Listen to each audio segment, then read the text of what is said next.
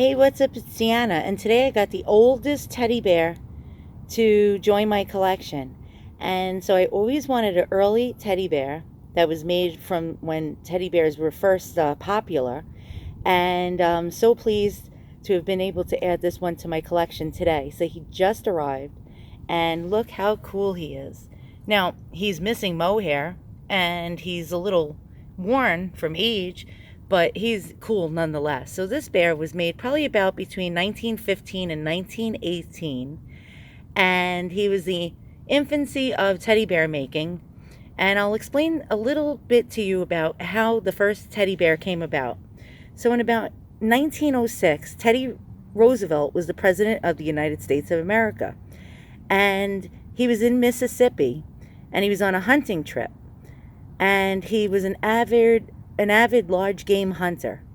And so he was on actually a teddy bear hunting trip, and he was with multiple people, and they spent the whole entire day hunting bears.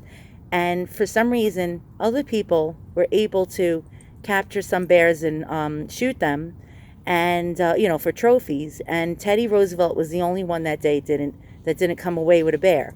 And by the way, excuse that, that's my little dog up to no good. And so Teddy Roosevelt could not hunt a bear that day.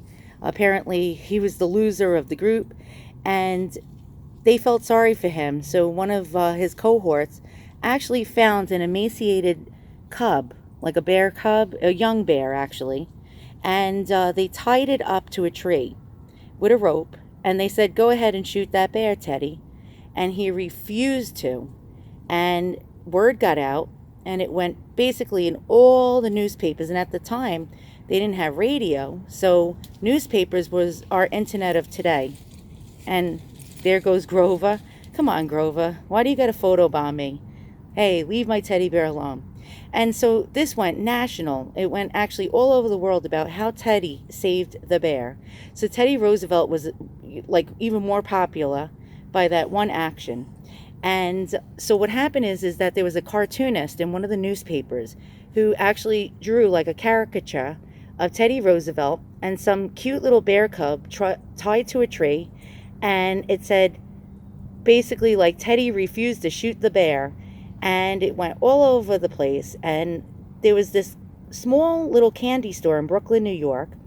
And they saw that, and they decided to capitalize on the bear. And so the lady that was the wife of the owner of the candy store was really good at sewing. And she sewed this little teddy bear and put it in the window. And everybody was asking about buying that bear. And it turned out that it got out, and everybody wanted one of those bears. And so she decided to start sewing teddy bears and sell them in that candy store in Brooklyn, New York. And this was about 1906. And so that's how the teddy bear was created. She actually, her and her husband, sent a letter to Teddy Roosevelt asking if she could name the teddy bears she was making a teddy bear. And she originally named it Teddy's Bear. And Teddy replied, and he said, "I don't really think you're going to make a lot of money naming a bear after me, but go ahead and do it. You have my permission." And it turned out it became a huge industry. All other companies started making teddy bears, and including the Steiff company in Germany. They their bears were beautiful. And then there was an American buyer in Germany who saw her bears and decided to buy thousands of them and sell them in the U.S. But back to that young couple in Brooklyn, New York. So they started to make these teddy bears, and it turned out to be a hit. And they created the Ideal Teddy Bear and Novelty Company. And so the earliest American teddy bear was in about 1906, and it was made by Morris Mitchum and his wife in Brooklyn, New York. And that's how we have the teddy bear as we know today, and that's how the teddy bear got its name. So what we have here is this guy that I just won on eBay the other day, and it was a gift from my husband to me because he won the Super Bowl. Well, he won one of those boxes on the Super Bowl, and he won a nice chunk of money. So he said to me, "Go ahead, go treat yourself and get yourself something." And I've never been able to actually afford one of these bears. Actually, this bear was just under $100. It wasn't that expensive. And usually these early bears can go for several $100s, these early American bears. Or even the early ideal bears can go for a lot more than that. So I was so thrilled to be able to add this one to my collection. And he is super. And he has lovely, lovely honey-colored mohair. He has the early glass eyes with pupils. And before about 1915, they had black shoe button eyes with no pupils. And this is just the start of when they started getting these type of eyes with the pupils in it. He has a little stitched nose, and he's just absolutely super. He's superb. He's fully jointed. And actually, let me pick him up and show you him in better light. Now, he's a little floppy.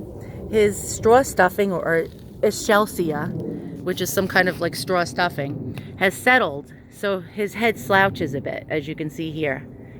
And he's floppy.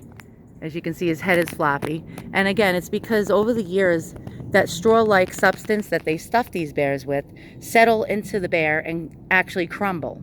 So it becomes almost like sawdust. And he has an early hump on the back of his neck. And he has these great big ears.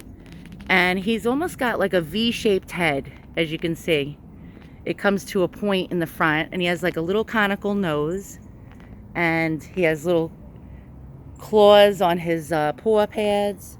He has some claws that are just, you know, pretty much non-existent because they fell off. Somebody really, really, really must have loved this bear. And I just find him extravagantly amazing. So I'm so glad I was able to share him with you. And he is just absolutely and utterly precious. I love him. I love him. I love him. So once again, thanks for watching another one of my videos. If you like what you see, hit the thumbs up and subscribe. And stay tuned in because I'll be getting more stuff to show you soon. Thanks so much for watching.